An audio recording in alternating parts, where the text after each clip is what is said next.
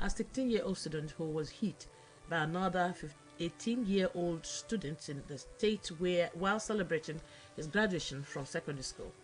Represented by the zonal commander in Sokoto, Kabiru Nadama, the acting corps marshal wants that henceforth any underage driver caught within the state will be arrested and prosecuted in accordance with the law. The acting corps marshal, however, assured the general public that the underage driver who was arrested in connection with the incident will face the full wrath of the law. Confirming the arrest of the underage driver, the public relations officer in the state, DSP Sanusi Abubakar, disclosed that the boy is in custody and will be arraigned next week.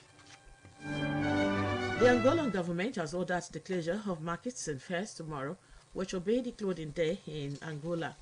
A joint decree from the Ministries for Territorial Administration and that of Trade and Industry says that the measure is extended to commercial establishments, which tomorrow should give the necessary time off to their staff so that they can exercise their rights to vote even if they work on a shift system.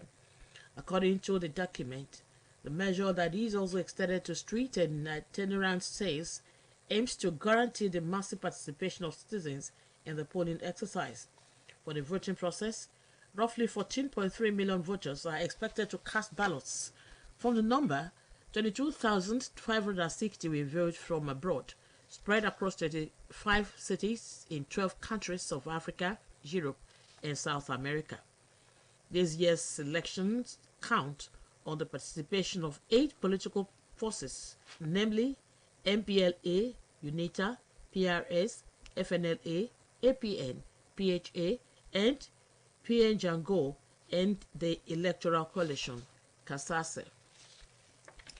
The UAE has today sent a plane carrying 50 tons of essential food items to the Republic of Zimbabwe to contribute to efforts to meet the needs of thousands of families and vulnerable groups such as women, children, and the elderly. UAE Ambassador to Zimbabwe, Dr. Jassim Mohammed Al-Kazimi, said that the sending food items to the Republic of Zimbabwe reflects the strong relations between the two countries and demonstrates the humanitarian role played by the UAE to support African countries and alleviate the humanitarian crisis they face. Dr. Al-Kasimi underscored that Zimbabwe is one of the first countries to benefit from the medical aid sent by the UAE to combat COVID-19, wherein more than 8,000 healthcare workers benefited from assistance to enhance their efforts to contain the spread of the virus. This is the World at Noon, coming to you from Osun State Broadcasting Corporation, Ile-Awuje Okebale Oshogbo, Voice of the West. Now, I make this message. It is only when everyone works hard that the nation can record a sustainable growth. Contribute your quota. Ukraine's capital, Kyiv, has banned public celebrations this week commemorating independence from Soviet rule, citing a heightened threat to attack as a U.S. official warned of Russian plans to strike Ukrainian infrastructure in coming days. Ukrainian President Volodymyr Zelensky has warned that Moscow could try something particularly ugly in the run-up to today's independence anniversary, which also marks half a year since Russia invaded. Warning of potential harm to civilians, a U.S. official told the media that Russia is stepping up efforts to launch strikes against Ukraine's civilian infrastructure and government facilities in the coming days. The official said the statement was based on degraded U.S. intelligence.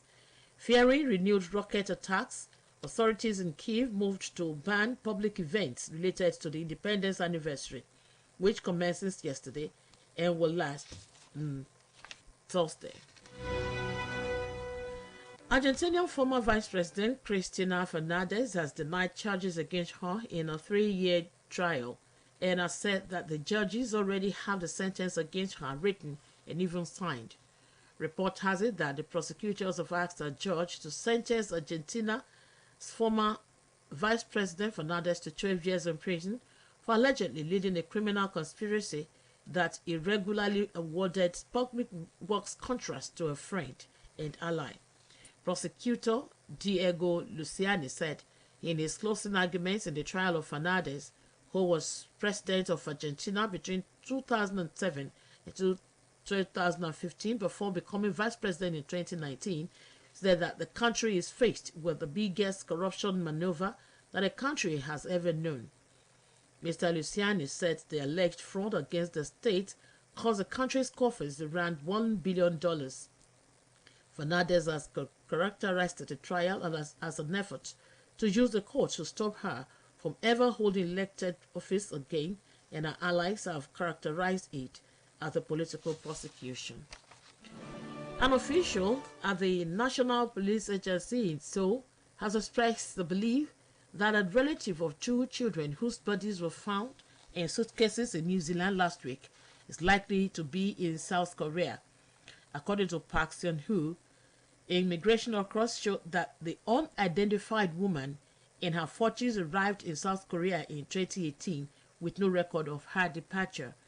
The remains of the children were found last week in Auckland after a family in New Zealand purchased the suitcases from an online auction of abandoned goods. Detective Inspector Tofilao Valula stated that the children were between 5 and 10 years old and had been dead for a number of years, and the suitcases had been kept in storage for at least 3 or 4 years. Mexican authorities have disclosed that a journalist has been shot dead in southern Mexico shortly after posting online about his disappearance 8 years ago of a 43 students from a nearby area. The local prosecutor's office revealed that Freddy Roman, who published his work on various social media pages and contributed to a local newspaper, was found dead in his car in the city of Chilpancingo, the capital of Guerrero State. The case of the 43 students of Guerrero who went missing in 2014 after commandeering a bus to head to a protest is considered one of the worst human rights disasters in Mexican history. The case was forced back into the spotlight last week when a Truth Commission branded the atrocity as state crime that involved agents of various institutions. It was not immediately clear if Roman's recent posts on the missing students or his other journalistic work played a role in his death. According to the government, 12 journalists have been killed in Mexico so far this year, while the NGO Reporters Without Borders (RSF) lists 9, and some media outlets have put the figure at 15 or 16. And here again are the highlights of the world at noon. In Nigeria, the acting Marshal of the Federal Road Safety Corps, Mr. Dauda Biu, has vowed to henceforth prosecute underage drivers not only in Sokoto State, but across Nigeria. The Angolan government has ordered the closure of markets and fairs tomorrow, which will be the polling day in Angola. The Mexican authorities have disclosed that a journalist has been shot dead in southern Mexico shortly after posting online about the disappearance 8 years ago of 43 students from a nearby area. And that was The World at Noon, edited by Nathaniel Oyegoke and delivered by Olushayo Babatunde. Today's news talk by Adeboye Popola of our editorial beat takes cognizance of the belief in the healing power of water held by Osun devotees and the danger inherent in drawing water from Osun Grove yearly during Osun Festival. Osun Osogbo Festival, though a yearly event marking the sacrifice and proselytization of Osun goddess by its devotees, is over the years a megaphone of the black race aesthetic culture and traditional values. The festival is also a medium of marketing the belief of Yorubas in the magical power of water, which one of the ancient philosophers held as the stuff the world was created. Osun Osogbo Festival is a myth of supernatural effects of Osun River, which stock in Osun Groves in Osogbo, the state capital. Over the years, the water has been a toast to people across the continent each time Osun Osogbo is celebrated. The adherents and proselytes of Osun have never been distracted from pouring the water even when it reflects all the condition of contaminant waters. It is important to note that Osun is a river traversing parts of Osogbo before getting to the grooves where it becomes a shrine of Osun deity. It goes without saying that every flowing river is a body of polluted water which enters the main rivers from different tributaries that are connected to surface water, such as erosion that carries pollutants